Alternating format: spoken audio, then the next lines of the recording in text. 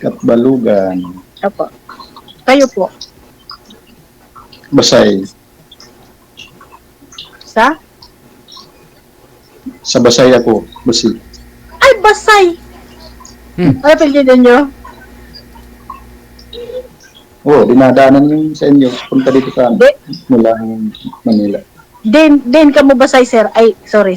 Saan kayo sa Basay, sir? Anong lugar sa Basay? Anong barangay? Barangay Pilit. Sir? Barangay Pilit. Ah, hindi ko masyado Barangay Pilit Basi, Samar. Maluwag kasi Malapit lang. Malapit lang kami dito sa Malapit lang kami dito sa Basay. Almost 30 minutes. Takbo ng motor. 3 hours pa sa inyo galing sa amin. Oo, mga ganun. Mahigit pa. So, nandiyan ka ngayon sa Samar. Oo, dito ako sa Basay. Ikaw, saan ka? Nasa Manila ka? Santa Rosa, sir. Santa Rosa, Laguna. Eh, minsan dyan ako sa Bulacan. Santa Maria.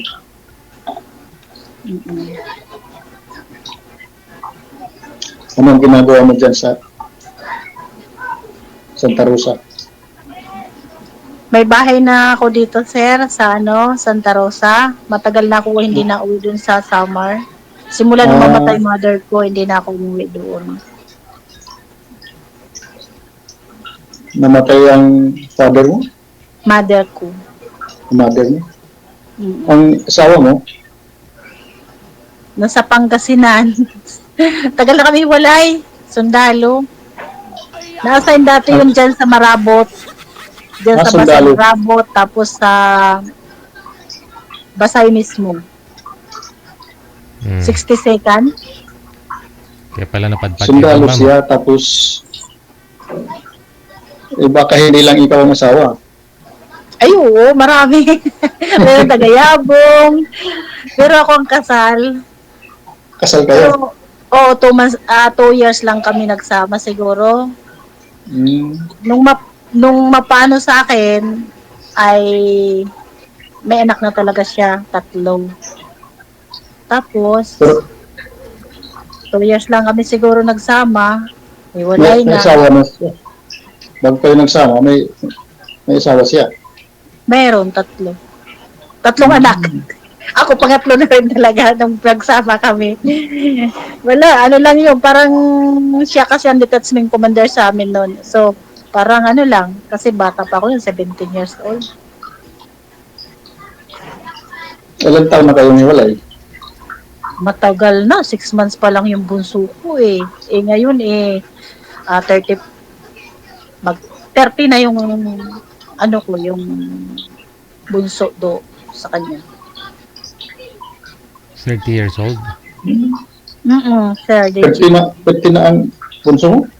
30. Ang panganay ko, 30 na rin. Kasi, kung ako nag-asawa, 32 na ang edad ko. Ang mas matanda sa akin, mister ko ng 24 years. Ilang taon ka na? 53 na ako sa December. 53 yun. Oo.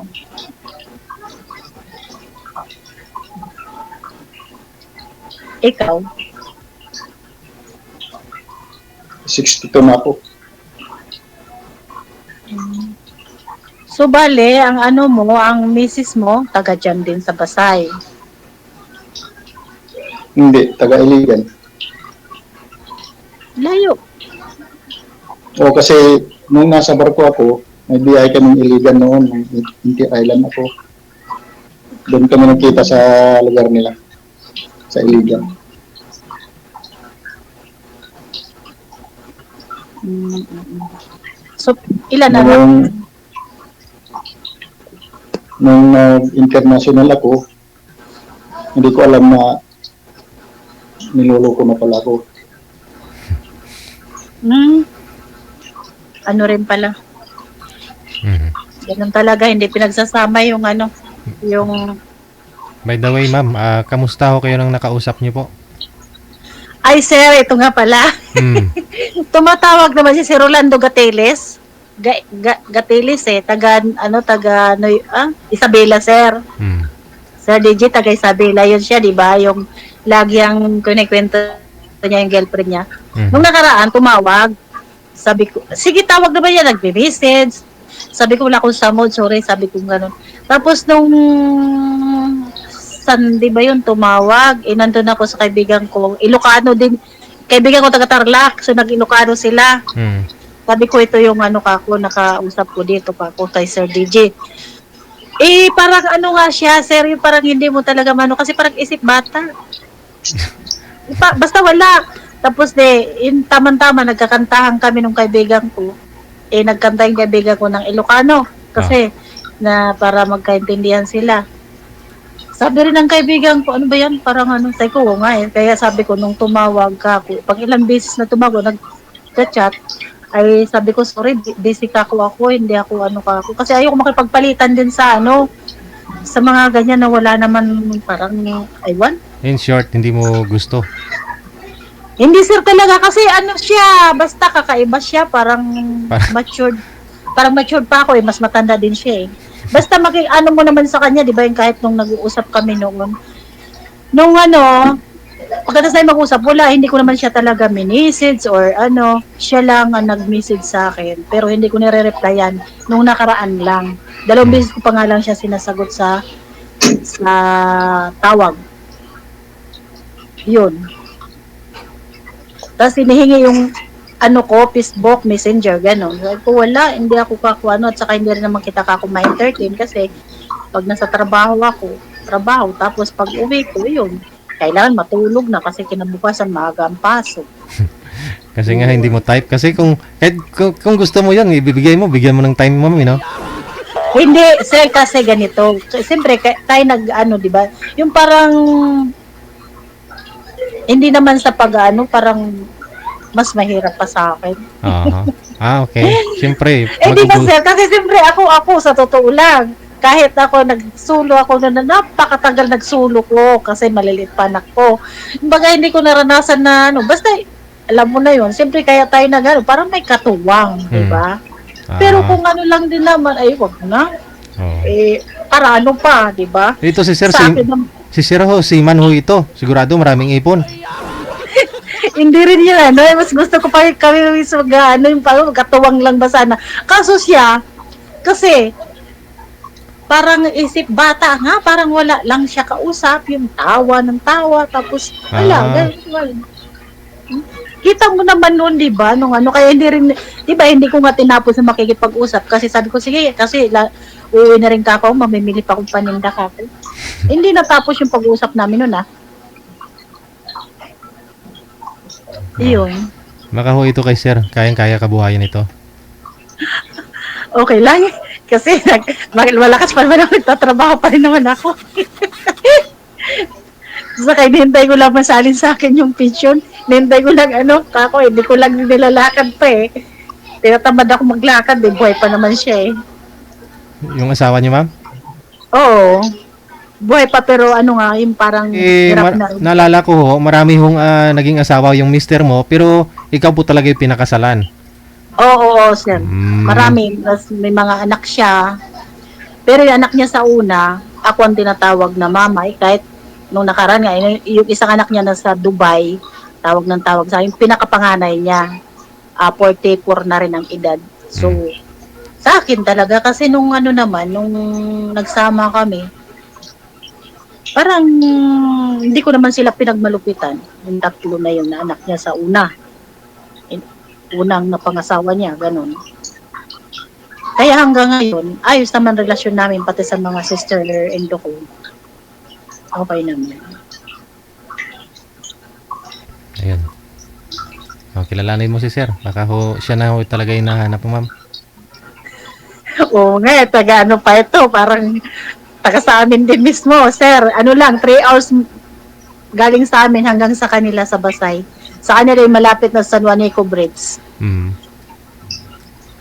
O malapit lang sa amin sa Nanay Queens. Oo, tatawid lang. Nung ano, nakaano rin ako dyan sa Basay, sa Ronyo. Parang nagkaroon ng pandemic, nagkaroon ako ng maliit na negosyo, tindahan. Umuwi ako dyan. Tapos nung okay na, bumalik ako dito.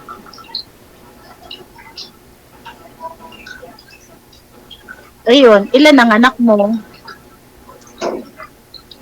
6.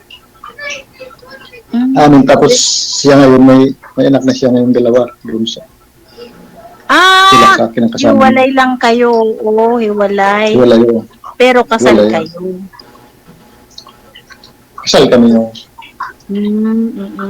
So, ang hiwalay nyo okay naman. So, parang hindi ka na rin naghabol. At ganun din siya. Wala nang pakialaman mo. Pinabayaan ko na lang siya. Kasi nung bago pa lang nung kinausap ko silang dalawa, nagdi-deny sila, wala daw silang ginagawa. Tapos ngayon, may anak na sila noon nung inano ko sila. Hindi sila umamin. Tapos ngayon, 2 ng anak nila.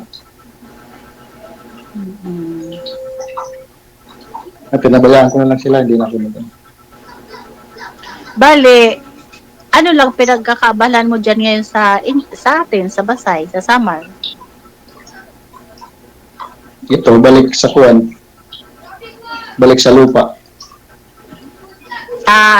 Okay naman yan. Magsasaka. Yung palayan. Oo. Maluluwag dyan ng mga palayan sa Basay.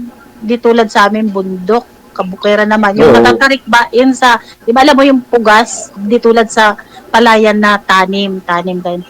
Sa amin, Oo, sa bundok sa inyo, mga bundok. kuwan. Ang ano Sa lang doon, bundok naman, pwede rin magkaroon ng palay pa. ang produkto lang doon ay abaka, kopras, mais, mga Kopras. ganun. Di tulad dyan, kuwan. sa Basay, ilan beses sa isang taon makapag-ani kayo? Sa Dalawa. tubigan? Dalawa. Tubigan? Dalawa lang ba? Yung iba, pwedeng 3, pero mas maganda yung 2 beses lang. Sa amin wala sa isang beses lang isang taon. Swerte ka pa kung papalay. Pero masarap yung palay sa amin, di ba? Yung kalinayan, yung mga mababango, mahal na bigas talaga yun. Oo, yung sa bundok, masarap yung... Pero yun yung noon, kung mayroon pa nagsasaka, kapatid ko. Ngayon, wala na rin kasi namatay na rin yung kapatid ko nung nakaraang taon. Yun lang din ang magsasaka, kapatid kong lalaki isa. Nalala ko, sir, parang sumali na rin po kayo dito dati, no? Sir, sumali po kayo dito dati, sir? Ako, wala pa, first time ko ito ngayon. First time mo. Okay. Si ma'am. Ayun nga, pangalawa ngayon. Yun nga yung nakausap ko yung Pangalawa. taga Isabela. Yeah. Ano nga pala pangalan mo? Ali. Ali po po. Ali. Ali. Ano apelyido? Bawal. Ay. O nga pala, sorry. Hirap talaga na may malapit na mag-secure, mapakalimutin sa mga rules. Sorry. Kakahiya.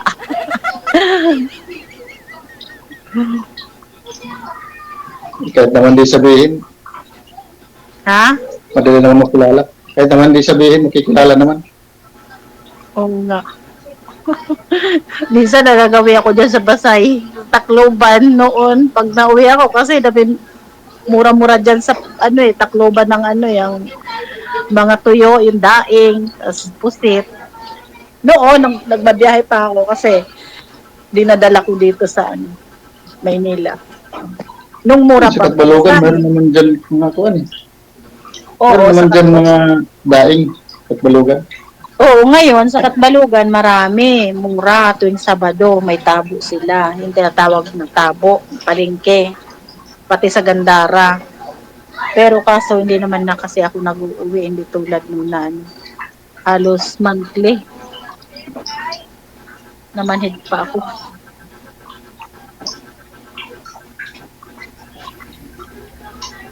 Nagbabakasyon ka dyan sa ano, Katbalogan.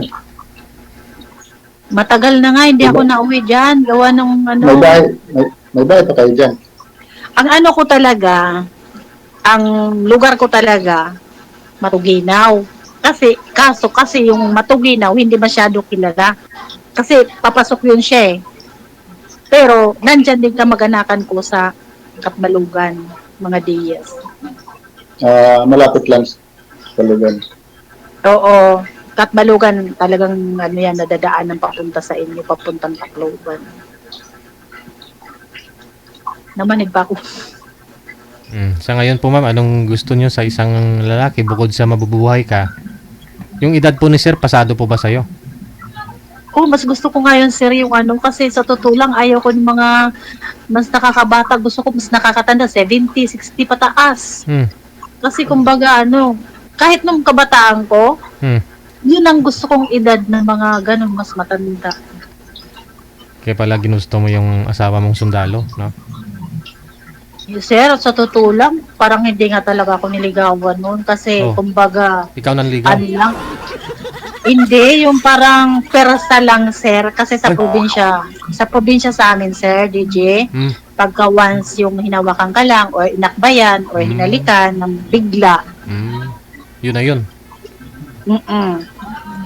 eh, noon nung time na yun, takot na takot ako kasi talagang bukod sa ano, matanda, pag nakakainom kasi siya, hila-hila yung Armalite, tapos yung Granada, ipapagulong. Hmm. Talagang ano siya, tapos pag tinaas ganyan ng Armalite ay talagang ubusin kung ilan magasin ang laman ng kanyang Uy. baril. Ganon siya, kaano. Eh, lahat nga na, kaya lang niya ako naanuhan sa bahay kasi may mga kaibigan ako na kababata ko kasi hindi naman ako lumaki as in doon talaga, bakasyon, parang bakasyon lang kasi pinatay din mo yung kapatid ko na lalaki na isa ng MPA sa barangay sa hipag ko, sa lugar ng hipag ko. So, hindi namin nakuha. Kami lahat umuwi. So, parang naglamay kami ng wala. Ngayon, pagbalikan na, si uwian papunta sa Manila, ako ang nahuli kasi, baga, wala pang asawa. Nag-aaral pa ako nun sa Las Piñas. So, tamang-tama, ano noon sa amin, bawat bahay may mga sundalo na nakatira. 'Di ba? Alam mo yun, 'di ba, yung sa atin, pagkawan sa may detachment, ba, na-assign sa inyo sa Basay. Lahat na bahay yan, kung ilan sila, ay iba-ibang company, titira sa inyo. Ganon. Ganon sa amin nung, kasi sa amin nung critical talaga.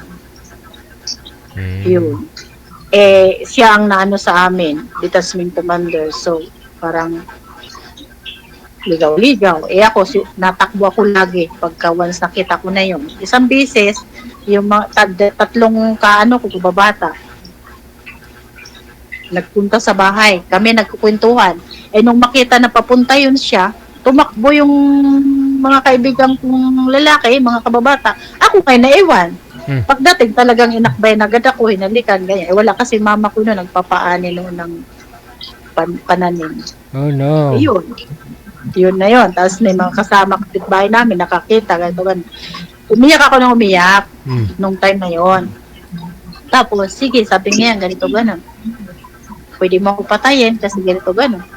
Inisip ko naman noon, sabi ko, ano kung gagawin ko dito? Hanggat sa hindi na umalis, hindi na nagpunta sa kampo, nasa bahay na lagi, galit na galit ng mama ko. Umalis pa rin ako papuntang Gandara, babalik sana ako Maynila. Hindi na talaga nakaalis kasi talagang bumuntot na ng bumuntot. Yun. Oh, no. Napilitan makisama. Nung nagsama naman kami, hanggat sa buntis ako, may nakabantay sa akin na sundalo, 'di ba? Mayroon pa ng mga sundalong private at saka PFC. 'Yun, 3 sa bahay na hindi ako makaalis. Binabantaan niya. Ay.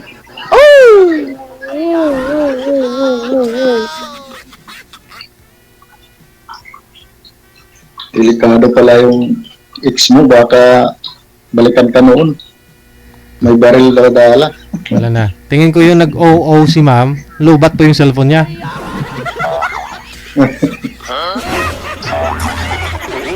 Tingin ko lang ho. Kasi nagcha-charge na po siya eh. Okay. Yun lang. Hintayin nyo na lang po sir na mag-online ulit, no? Tuloy nyo po yung pag-uusap ninyo sa off-cam. Di po bale, yung asawa po kasi noon sir, sabi po niya, may edad na, parang 70 plus yata. Oh, buhay pa naman daw eh. Oh. Nintay daw niya yung pensyon.